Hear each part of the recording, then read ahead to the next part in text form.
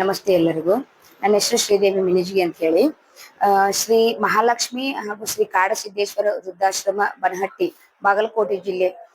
ಇಲ್ಲಿಯ ಈ ಕಾರ್ಯಕರ್ತರಾದ ಶ್ರೀ ರಮೇಶ್ ದೊಡ್ಡಮನಿ ಅವರು ಮುಖ್ಯಸ್ಥರಾದ ಇವರು ಇಲ್ಲಿ ಬನಹಟ್ಟಿಯಲ್ಲಿ ಕಳೆದ ಫೆಬ್ರವರಿಯಿಂದ 3 ಹೊತ್ತು ಅಂದ್ರೆ ಬೆಳಗ್ಗೆ ನಾಷ್ಟ, ಮಧ್ಯಾಹ್ನ ಊಟ ಹಾಗೂ ರಾತ್ರಿ ಊಟ ಈ ರೀತಿಯಾಗಿ 3 ಹೊತ್ತು ಇಲ್ಲಿ ಸರ್ಕಾರ ದವಾಖಾನೆಯಲ್ಲಿ, ಬನಹಟ್ಟಿಯ ಸರ್ಕಾರಿ ದವಾಖಾನೆಯಲ್ಲಿ ಪ್ರತಿನಿತ್ಯ ಊಟದ ವ್ಯವಸ್ಥೆಯನ್ನ ಇಲ್ಲಿ ಬಂದಿರುವಂತಹ ಪೇಷಂಟ್ಗಳಿಗಾಗಿರ್ಬೋದು, ರೋಗಿಯ ಜೊತೆ ಬಂದಿರುವಂತಹ ಅವರ ಜೊತೆ ಬಂದಿರುವ ಸಂಬಂಧಿಗಳಿಗೂ ಆಗಿರ್ಬೋದು 3 ಹೊತ್ತು ಇಲ್ಲಿ ಉಚಿತವಾಗಿ ಅನ್ನ ಸಂತರ್ಪಣೆ ವ್ಯವಸ್ಥೆಯನ್ನು ಮಾಡ್ತಾ ಇದ್ದಾರೆ. ಇವರ ಈ ಕಾರ್ಯವನ್ನ ಮೆಚ್ಚಿ ನನ್ನ ಮಗನಾದ ಸ್ವಯಂ ಮಿಣಿಜಿಗಿ ಹೆಸರಲ್ಲಿ ನಾನು ಅವನ ಒಂದು ಹುಟ್ಟಿದ ಹಬ್ಬವನ್ನ ವಿಶೇಷವಾಗಿ ಆಚರಣೆ ಮಾಡ್ತಾ ಬಂದಿದ್ದೀನಿ. ಕಳೆದ 4 ವರ್ಷದಿಂದ ಪ್ರತಿ ವರ್ಷ ಅವನ ಹುಟ್ಟಿದ ಹಬ್ಬವನ್ನ ವಿಶೇಷವಾಗಿ, ಅಂದ್ರೆ ನಾವು ಮುಂದೆ ನಮ್ಮ ಮಕ್ಕಳಿಗೆ ನಾವು ಏನ್ ಕೊಡ್ತೀವಿ ಅಂತ ಅನ್ನೋದನ್ನ ಎಲ್ಲ ಕೊಡ್ತೀವಿ. ವಿದ್ಯೆ ಕೊಡ್ತೀವಿ, ಆಮೇಲೆ ಬಟ್ಟೆ ಕೊಡ್ತೀವಿ, ಆಹಾರ ಕೊಡ್ತೀವಿ, ಎಲ್ಲ ಕೊಡ್ತೀವಿ, ಜನ್ಮ ಕೊಡ್ತೀವಿ. ಅದರ ಜೊತೆಗೆ ಸಂಸ್ಕಾರವನ್ನು ಕೊಡ್ಬೇಕು.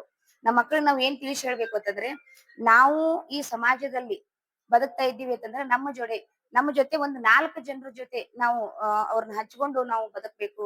ಒಂದು 4 ಜನರ ಜೊತೆ ಒಂದು ಅನ್ನವಾಗಿರ್ಬೋದು, ಒಂದು ಜೀವನವನ್ನು ಹಂಚ್ಕೊಂಡು ನಾವು ಬದುಕ್ಬೇಕು ಅನ್ನೋದನ್ನ ನಾ ಇಲ್ಲಿ ಸಾರಾಂಶವನ್ನು ಹೊತ್ತು ನನ್ನ ಮಗನ ಪ್ರತಿ ವರ್ಷದ ಜನ್ಮದಿನವನ್ನು ವಿಶೇಷವಾಗಿ ಆಚರಿಸ್ತಾ ಬಂದಿದ್ದೀನಿ.